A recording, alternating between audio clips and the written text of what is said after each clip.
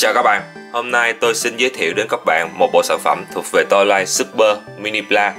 Nhưng do nó là một sản phẩm B Bandai, Premium Bandai, cho nên nó được bao bọc bởi một cái hộp carton như thế này các bạn ạ. Vì thế tôi sẽ khui ra để xem bên trong có những gì nha.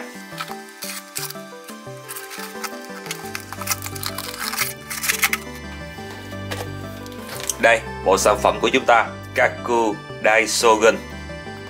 Và nó có hai mặt các bạn nhé. Mặt trước là hình của Kaku Daisogun. Cái box này được mô phỏng theo cái phiên bản box của DX. Và mặt sau là cái hình của cái box Tsubasamaru, cũng là một dạng mô phỏng theo cái phiên bản hộp của DX các bạn ạ. Và giá của bộ sản phẩm này là 8.100 Yên, tầm khoảng 1.8 triệu, chưa phí, chưa ship, chưa thuế má này nọ các kiểu. Bây giờ tôi sẽ khui ra để xem bên trong có những gì. Mở ra. Wow, đây các bạn à.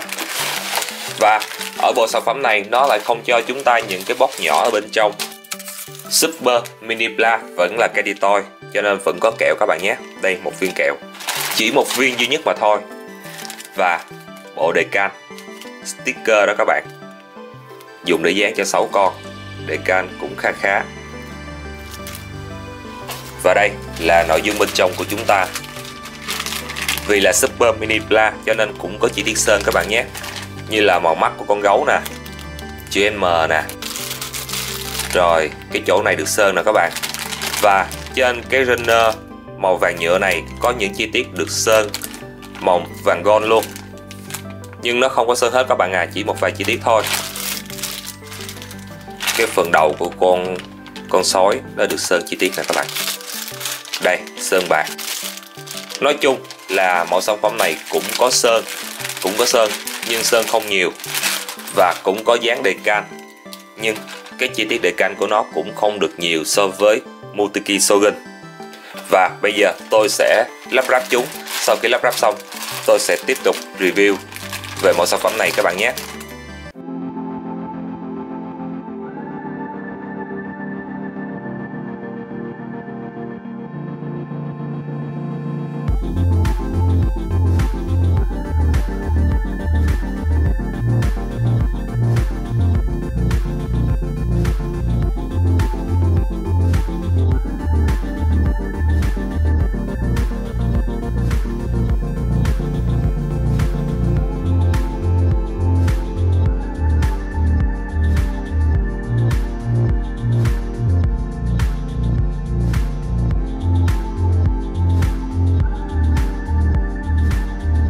Đây là cỗ máy đầu tiên của chúng ta, có tên gọi là Gotka, được điều khiển bởi Ninja Wai, mang hình dáng là một chú hạt, và nó sẽ trở thành phần đầu của Kaku Daisogun. Và ở cỗ máy này, nó được sơn ở cái phần chi tiết cổ. Đây, màu trắng được sơn thành màu đỏ, và những cái chi tiết màu vàng gold này là được sơn. Và cái phần gương mặt của Kaku Daisogun cũng được sơn các bạn nhé. Cỗ máy thứ hai là God Saruda. Nó được điều khiển bởi Ninja Red và mang hình dáng là một chú giả nhân ráp thành tay phải của Kaku Daisogun. Bên cạnh đó nó sẽ có hai cái phần vũ khí như thế này. Chúng ta có thể tháo ra và cho nó cầm hai tay hai cái vũ khí, hoặc chúng ta có thể cho nó chập lại với nhau thành như thế này. Và bên cạnh đó nó có khả năng action các bạn nhé. Phần đầu của nó có thể xoay trái phải, ngước lên cúi xuống được một chút, và tay của nó xoay thoải mái, và nó có thể co lên được như đây. Bàn tay có thể xoay các bạn à. Và phần khớp háng của nó tạc ra được như đây, đá lên được như đây, và co được như đây.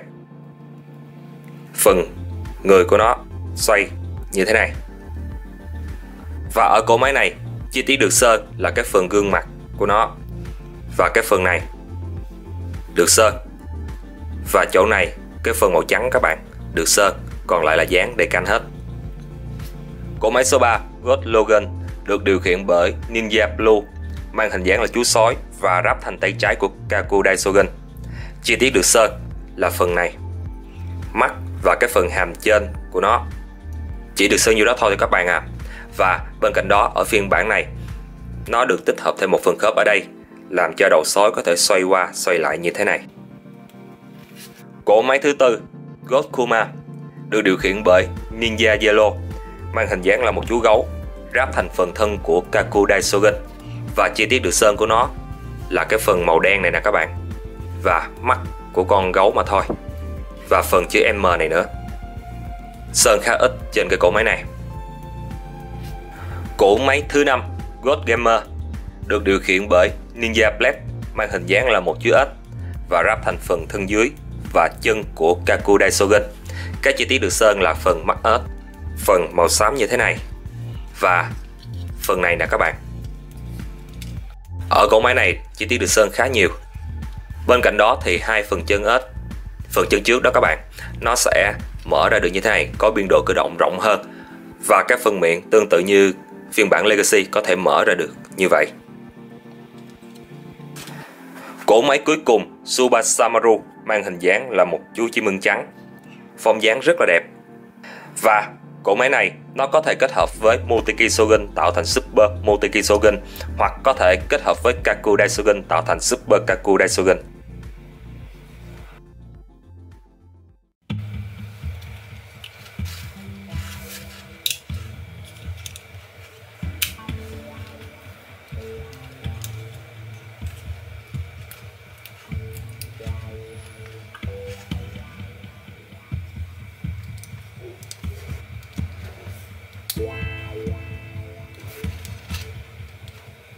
Các bạn thấy khi thao tác grab ở cỗ máy này, chúng ta buộc phải tháo hai cái nắm tay nó ra.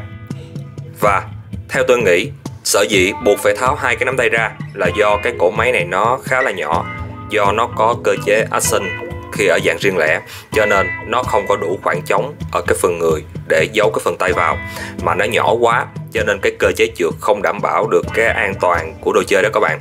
Ở phiên bản lớn thì nó có cơ chế trượt, nó sẽ chắc chắn, nhưng ở đây là quá nhỏ, cơ chế trượt làm cũng được nhưng sợ nó sẽ không đạt được cái độ chắc chắn nhất định khi chơi, cho nên Bandai đã phải dùng cái cách gọi là tối giản nhất là phải tháo hai cái phần nắm tay này ra để rời.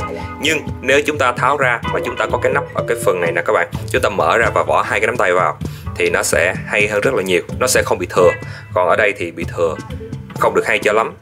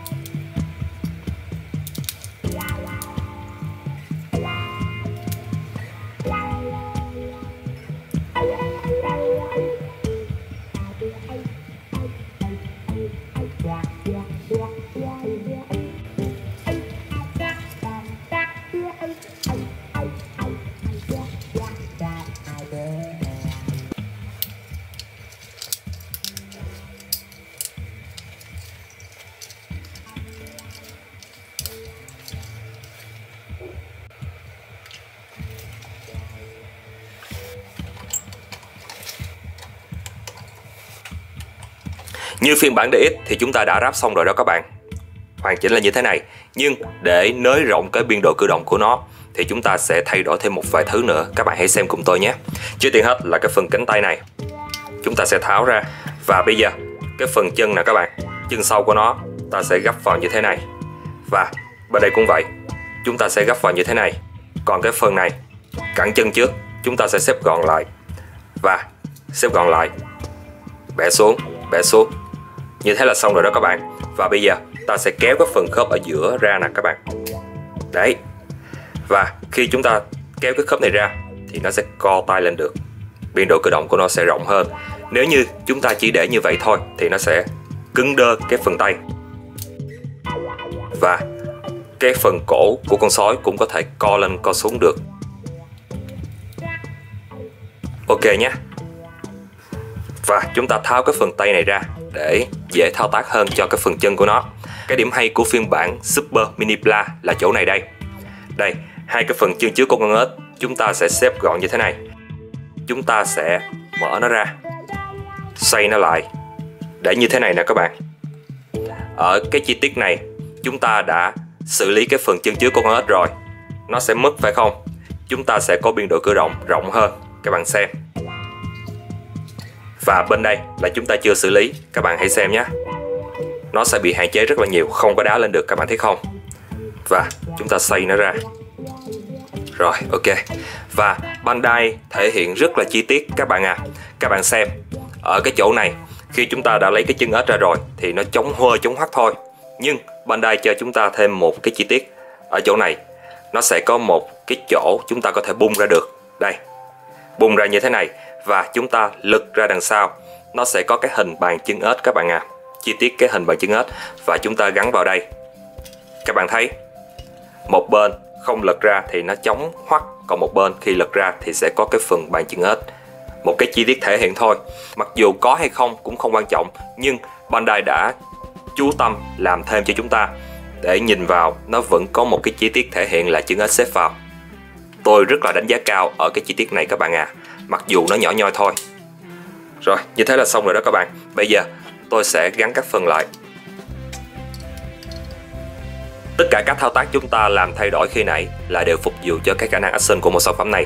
Bây giờ các bạn hãy xem cái khả năng action của nó nhé. Đây, xoay trái phải thoải mái, và nó có cái phần khớp cổ giúp cho nó ngước lên. Nhưng cái phần khớp ráp giữa đầu và thân đó các bạn thì nó hơi bị lỏng, chúng ta bẻ mạnh một chút thì nó dễ bị bung rớt ra ngoài. Và tiếp đến là phần tay của nó xoay thoải mái thôi. Và cái phần khớp kết nối tay với thân nó có thể mở ra được như vậy nè các bạn.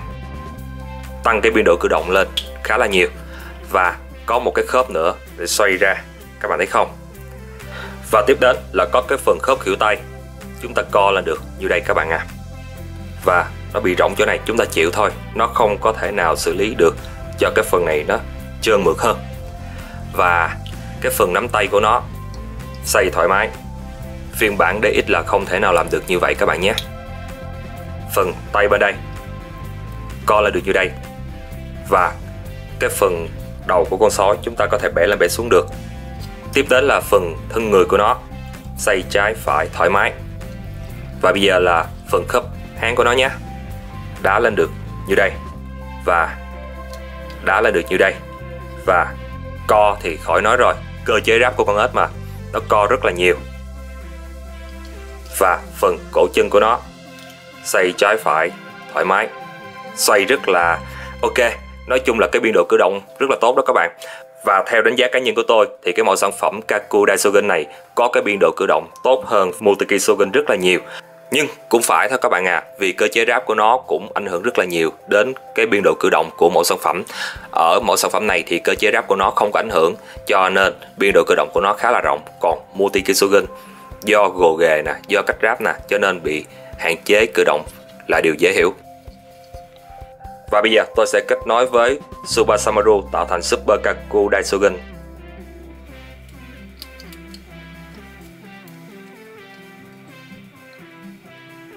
Và ở cái dạng hợp thể này chỉ đơn giản là gắn cặp cánh vào thôi các bạn à.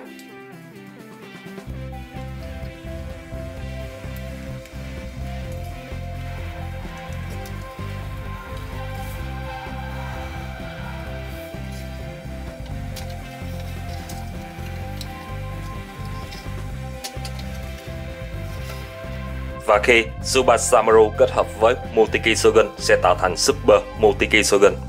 Rất là đẹp phải không các bạn? Và bây giờ tôi sẽ tạo một vài tư thế action cho một sản phẩm này, các bạn hãy xem cùng tôi nhé.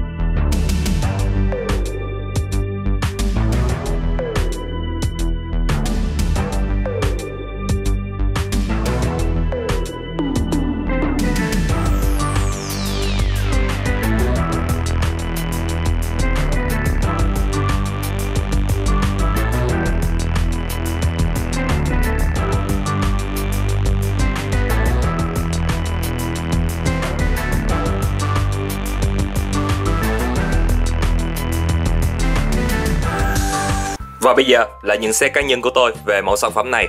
Trước tiên hết là về form dáng của nó. Form dáng của nó tôi thấy cũng rất là đẹp rồi các bạn à. Tuy nhiên theo đánh giá cá nhân của tôi thôi nhé, thì tôi thấy rằng cái phần đầu của nó hơi bị nhỏ. Nếu như phần đầu của nó làm to hơn một chút thì tôi nghĩ rằng nó sẽ cân đối hơn nữa. Và không hiểu tại sao nó lại làm nhỏ như thế các bạn à. Vì ở dạng cỗ máy riêng lẻ các bạn thấy đó, cái phần con hạt này cũng khá là nhỏ, khá là lọt thỏm so với những cỗ máy còn lại. Nếu như nó làm to hơn một chút thì con hạt nó to ra, nhìn nó cũng cân đối cái tim hơn phải không các bạn? Đó là về form dáng, nhưng tụi chung là cũng rất là ok rồi. Tiếp đến là về chi tiết thể hiện. Chi tiết thể hiện thì cũng rất là đẹp rồi các bạn à, không chê vào đâu được. Nhưng nếu như có một vài chỗ nó sơn luôn thì nó sẽ đẹp hơn rất là nhiều. Chẳng hạn như chỗ này, cái chấm màu đỏ này nè các bạn, nó là một cái chấm tròn, nó nổi lên, nổi khói tròn lên, cho nên khi chúng ta dán đề can vào nó sẽ bị nhăn nhúm, nó sẽ không bền các bạn à. Chấm đỏ bên đây và chấm xanh bên đây cũng vậy. Nếu như Bandai sơn cho chúng ta ở những chi tiết này thì nó sẽ ok hơn, sẽ đẹp hơn. Rồi, thì về chi tiết là như thế thôi. Còn về màu sắc đó các bạn, thì cảm nhận cá nhân của tôi thì nó không được đẹp so với cái mẫu Multiki Shogun. Còn về biên độ cử động thì cái mẫu sản phẩm này nó rất là tốt rồi các bạn à.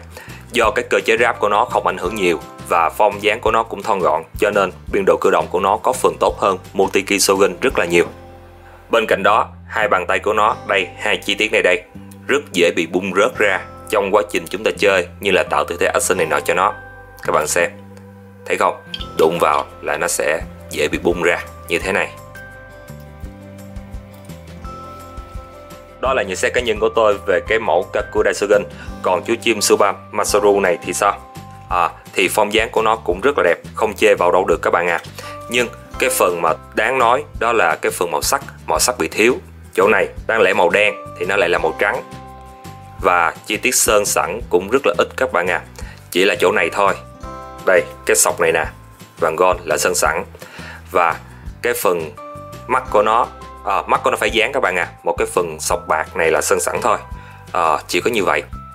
Và cái phần này nè các bạn, nếu như ở trong phim thì nó cũng là màu xám thì phiên bản này làm đúng. Nhưng theo cái cảm nhận của tôi thì tôi vẫn thích cái phần này là màu đen hơn. Như phiên bản DX hoặc phiên bản Legacy thì chỗ này màu đen. Vì các bạn biết sao không? Màu đen nó đi với màu trắng, nó sẽ tạo thành một cái điểm tương phản nổi bật lên rất là đẹp. Còn màu bạc như thế này đi với màu trắng thì nhìn nó hơi bị nhạt nhòa. Và những chi tiết này là màu nhựa thôi. Nếu như được sơn màu gold luôn hoặc là xi thì nó sẽ đẹp hơn rất là nhiều cho cái mẫu sản phẩm này.